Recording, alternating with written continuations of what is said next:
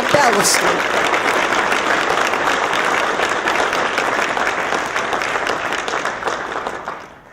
Thank you, Jackie. Speakers on, everyone hears me good? Help, help, help in the back.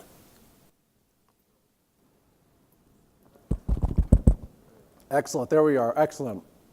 That bus accident was in the spring. Ooh, it's scary looking at that. In case you didn't know, a Greyhound bus stands about 14 feet tall.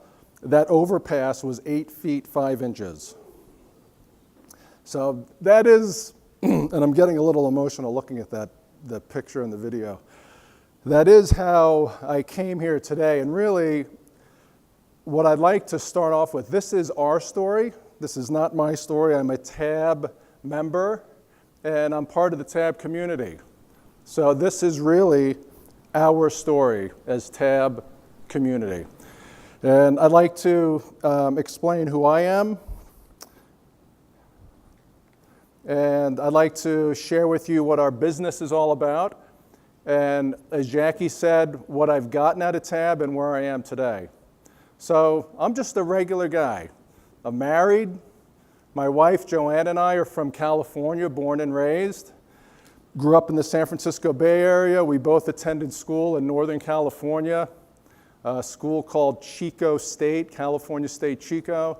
And our claim to fame at Chico was, during our time there, Playboy, if you read Playboy, voted us the #1 party school in the country. Forget the fact, this is true, you can look it up. Forget the fact that it was a great business school. We were most proud of that Playboy label. It was pretty awesome days back then. So after the party days were over, my wife and I spent a few years in San Francisco, and we migrated to New York. When we came to New York, I started a business. We also started a family, and our deal was that Joanne would take care of the house and the kids, and I would take care of the business. And we had a family right away. All our kids are about 18 months apart. Our oldest, Chandler, my son Chandler, he's a recent graduate of Clemson University. In 3 weeks, he's going into the Marine Officer Candidate School. He's reporting to Guantanamo, not Guantanamo. that was a slip. He's reporting to Quantico, yes, on September 8th, thank you. So we're proud of him. He's doing great. He's a beast. If you saw him, this kid's an animal. My second boy is 21 years old. He lives at home. He works full time. I have a daughter who is in a full-time school in Scotland. Is Scotland represented here? Because she is definitely a future TAB member. She's already got her business plan. She'll be a sophomore at St. Andrews University this September. So she's doing great. And my youngest son is a senior in high school. I've coached them in basketball and baseball throughout the years.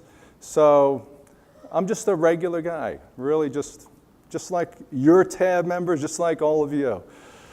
So the business, so I'm a regular guy and I got a business. The business is August Benefits. What we're all about is we work with companies and we provide 3 primary services: group health benefits, wealth management services, and retirement services. Our typical client has 21 employees, has about $1.8 million in a 401k plan, and usually we're working with the business owners, helping them with their personal planning, whether it's buy-sell planning, life insurance, disability insurance, personal wealth management services. That's our business. It's nothing fancy. It's not a get-rich-quick scheme. I've been doing this the day I graduated college. I didn't make any money for the first 7 years.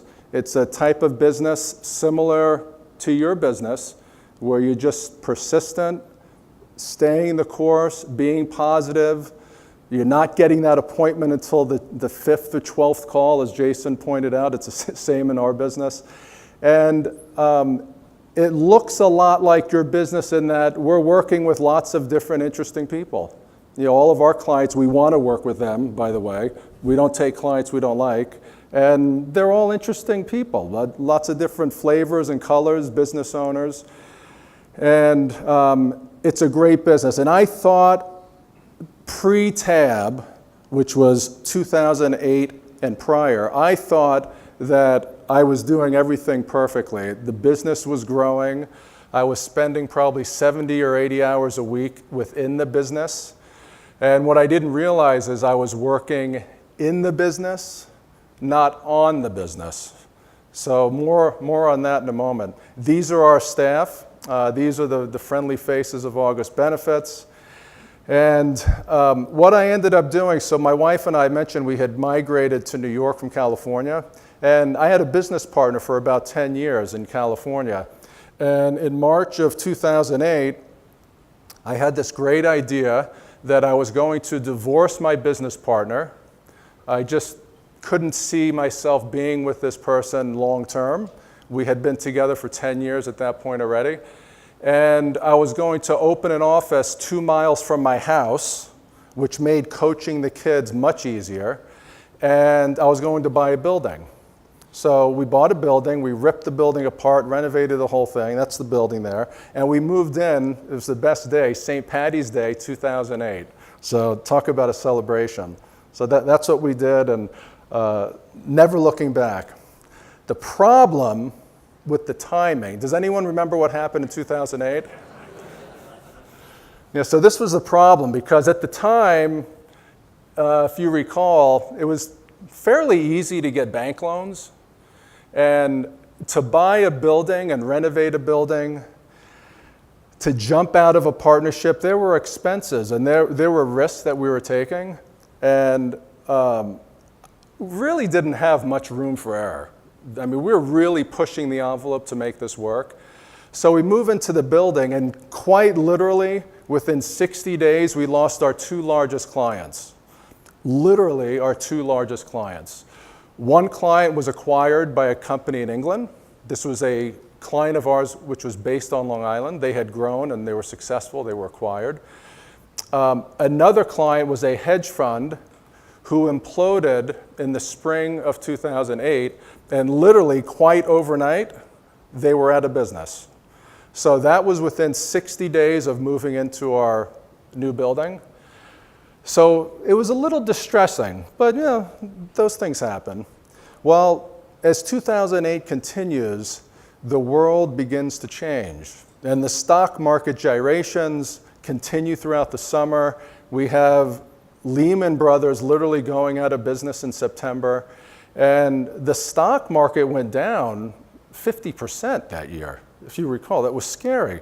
Well, the problem with this is our revenue, the 3 parts of our business, the group insurance, the retirement plans, and the wealth management services, it's great business, it's recurring revenue, but the recurring revenue, for example, on a 401k plan is based on the assets in the plan. So when those assets drop in half, what happens to our revenue? It drops in half. The group insurance is based on how many employees are employed by a company. Well, in 2008, beginning in 2008, and this continued beyond, many of our clients, A, went out of business. We had many clients literally go out of business, and B, laid off workers. So less clients, less workers, our group insurance revenue starts going down. And as far as personal wealth management goes, again, recurring revenue based on assets. No one really was interested in investing at that time, to say the least. And the investments that most people had were dropping 30, 40, 50%. So scary time. Our revenue at that point dropped overall. It was over 35% drop in revenue. Literally from March 17th, 2008, fast forward through the summer, we were down 35%. So my wife at that time, and I remember this, I mean, this was the dredge, the deepest, the horror I've never experienced. And I did not sleep that entire summer, quite literally. Maybe I slept an hour a night. My wife asked me, do we need to sell something? What do we need to do? Remember, she was at home taking care of the kids. She didn't have much intimate knowledge of the workings of the business, but she asked me, what do we need to do? Do we need to sell something? And my employees were looking at me cross-eyed because they can see I was not well. Physically and mentally this was taking a toll on everybody, and me also as the leader of the company. So I made a decision. I told my wife, no, we don't need to sell anything. And I got my employees together, and we were losing clients and losing revenue. The last thing I wanted to lose at that point were the employees who helped us service and maintain the clients we had left. So I had a conversation with them. I said, listen, you're all safe. No one's getting a pay cut. No one's getting laid off. Me, on the other hand, I'm getting a pay cut. And I did not take a salary for a year from that point. I took zero salary out of the business. And this is about the same time I met our friend Bruce Gurney. I met Bruce. Bruce, where are you? Are you in here? Bruce, did we meet in September of 2008? Yep. So this was perfect timing. I just cut my salary to zero. Bruce comes in, he tells me how much he wants me to pay for Tab membership. And I was like, oh my goodness. And Bruce was reading the 22 questions to me as part of the initial interview process. And it was very obvious that I needed to do Tab. Of course, there was some resistance at that point during our initial meeting. And then what happened for the following few months of 2008, we had banks imploding. And you may know of a bank, IndyMac Bank. I had never heard of this bank, but they were one of the banks that were taken over by the government. And what we discovered by way of an email from our compliance department is that we had one client that had 3 substantial CDs, all with IndyMac. And the amount that this client had exceeded the FDIC insurance limit. And this was our largest wealth management client. She had parked money in CDs for about 18 months, unbeknownst to us. Now rewind 18 months before the stock market collapse. No one would ever imagine banks going out of business. It just was never on the radar screen. Well, it happened. And it affected us. It affected our largest wealth management client. Bernie Madoff. Do you realize that this guy stole $65 billion with a B, $65 billion? 25 million of that was from one of our clients, a nonprofit. He literally wiped out their endowment. They're no longer a client. They went out of business. Okay, so this is what happened to me in 2008. Does it sound like fun? It was not a fun time. And again, we didn't know what to do. I was desperate. This was great despair.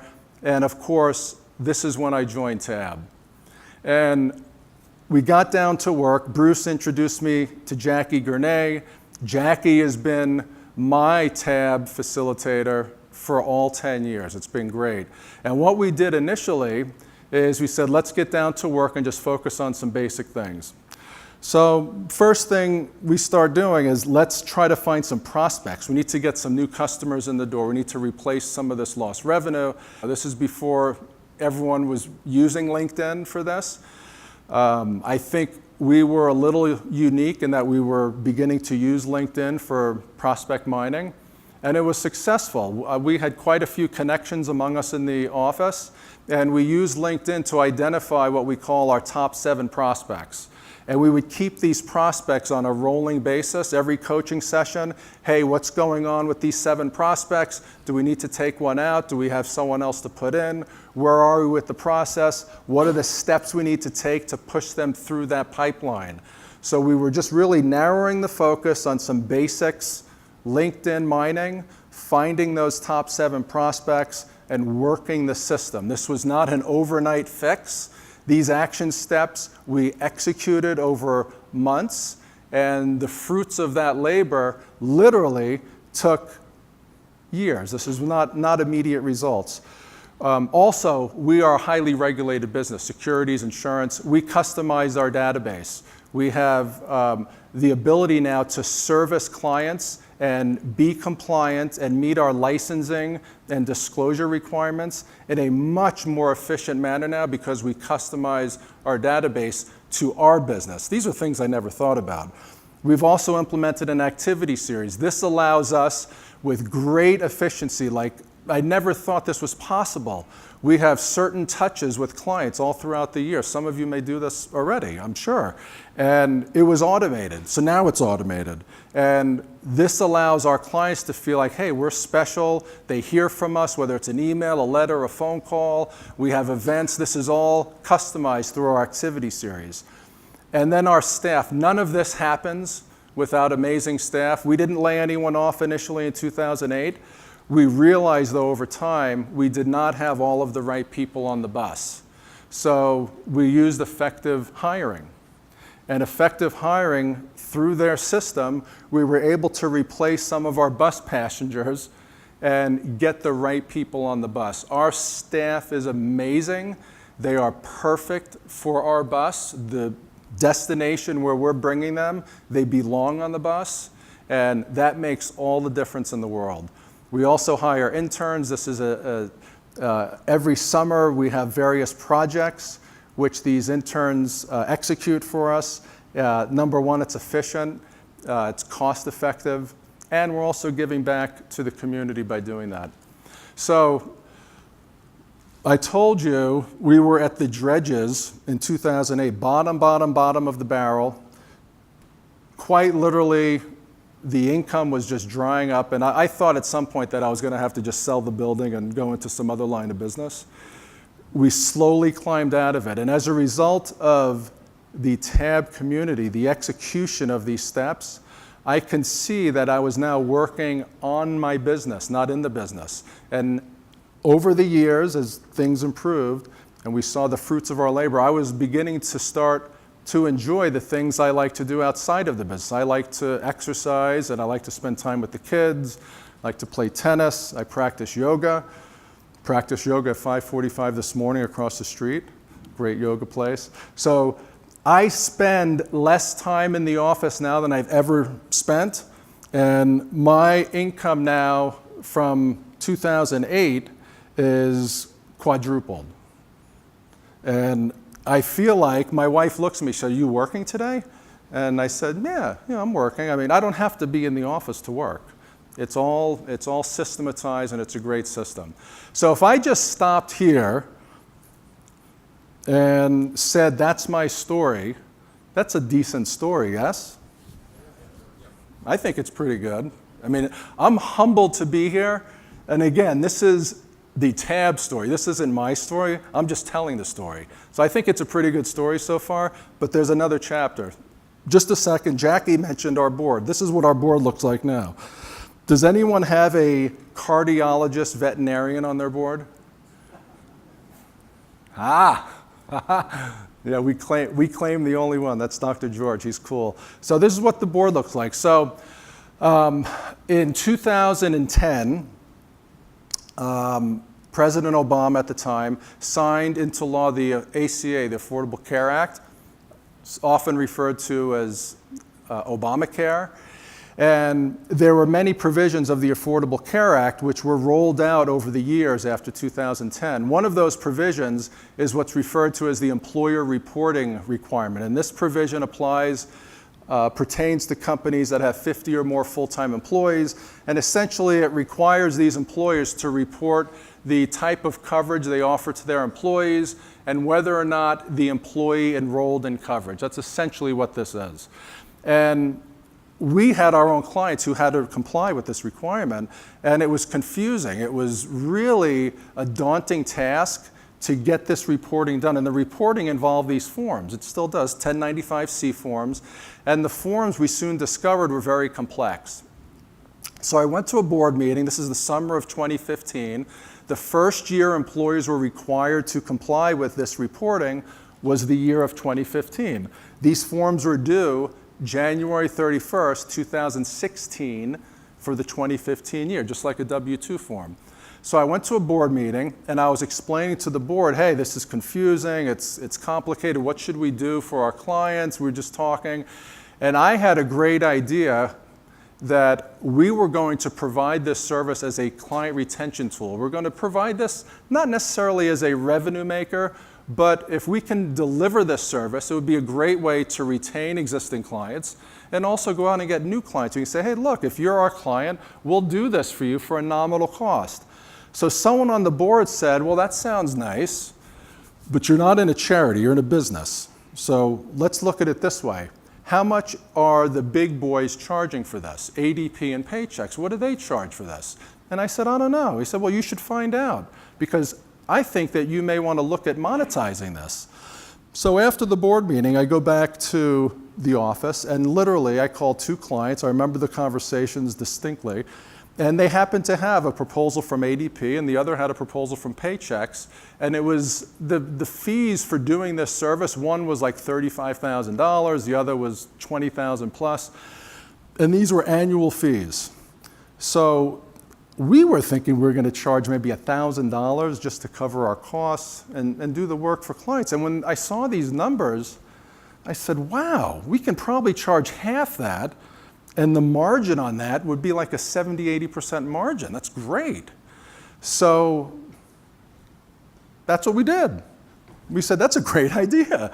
So at that point, we launched another company, Nimble Reporting. We hired a developer, and then we hired a second developer, and then we hired a salesperson. And we went out, and this was a product that we just started selling 2 years ago-ish. And what we do is we sell this product to payroll companies. And payroll companies and service bureaus now use this product to deliver a seamless experience to their clients to complete those forms. It simplifies everything. It does everything behind the scenes. And our programmers figured out a way to program it in such a fashion where it considers all of the ACA logic, all of the various indicator codes which must populate the forms, and it does it for the client. So I think back at that meeting, and I was staring at a forest, but I couldn't see the trees. The trees were right in front of me. I couldn't see them. And the board said to me, think about this in another way. This is a product, a service, where you can monetize and deliver something of value. And sure enough, that's what it's turned into. So the first part of my story is getting out of the dumps and getting to a point where I'm enjoying myself, I'm healthy, and living the way I want to live. And the second part is this, Nimble Reporting. This product now has added over $1 million to our bottom line. We just signed 2 weeks ago a competitor of ADP and Paychex. It's one of the top 5 payroll companies in the country. We just signed them to use our product. So those numbers are going to go much higher into next year. And what we're planning to do, depending on the political landscape, we're planning to sell that product, to sell Nimble Reporting to one of the big players and hopefully get a payday. And we think that's going to happen very soon. So what did all that mean for me personally? Well, my wife and I and the kids, we travel to Costa Rica. Anyone travel to Costa Rica? Pura Vida, that's what they say. Pura Vida, the good life. And we've been traveling there for years. And what Nimble Reporting has enabled us to do, that's the Pacific Ocean there, the water. We bought a piece of property down there a couple years ago. And that's the house that we're building. That's a rendition of the house. And Tab literally woke me up. I saw the trees then in front of me. And this is what we're able to do as a result of that. We're paying cash for the house. The property's paid for. We're going to go celebrate in January of 2020. That's when the doors will open to that house. That house is called Casa de Ensueño, the dream house. And it looks pretty cool. If you're ever down there in Guanacaste, Costa Rica, come and visit. You're welcome. We'll have a beer together. So that's great. I love, oh man, I can't wait. We're going to spend 3 to 6 months a year there. And we can run the business from there. So this is more recent family life. Unfortunately, Cowboy's gone. We love Cowboy. We now have Jax, Lily, and Rocco. And there are the kids. The kids, like I said, they love Costa Rica. When's the house going to be done? Our biggest challenge now, and I guess I may bring this up at the next board meeting, is how to get a 110-pound black lab down to Costa Rica. But they're part of the family, so they're definitely coming. We'll figure it out. And we're loving it, man. I can't wait for Costa Rica. So I mentioned earlier, I am humbled by being asked to come here. And again, I look at this as our story. I'm also grateful for Tab. Literally, I don't know if I'm going to go another 10 years. If we get a big payday, maybe I won't be in Tab for another 10 years, but maybe so. Like I said, my daughter's definitely a Tab prospect. She's up and coming. She's already got her business plan there in Scotland. She wants to open a bunch of bars around Australia. I don't know where she came up with that. But I will tell you, you change lives. You've changed my life. And I think Tab is amazing. And I'd like to acknowledge Jackie Gurnay. And Jackie, can you come up just for a sec?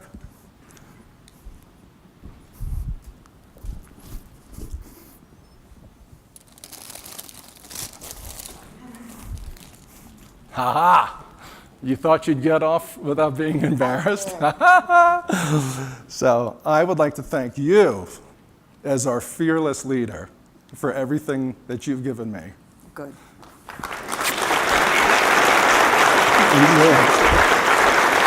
You didn't need to do that. My pleasure.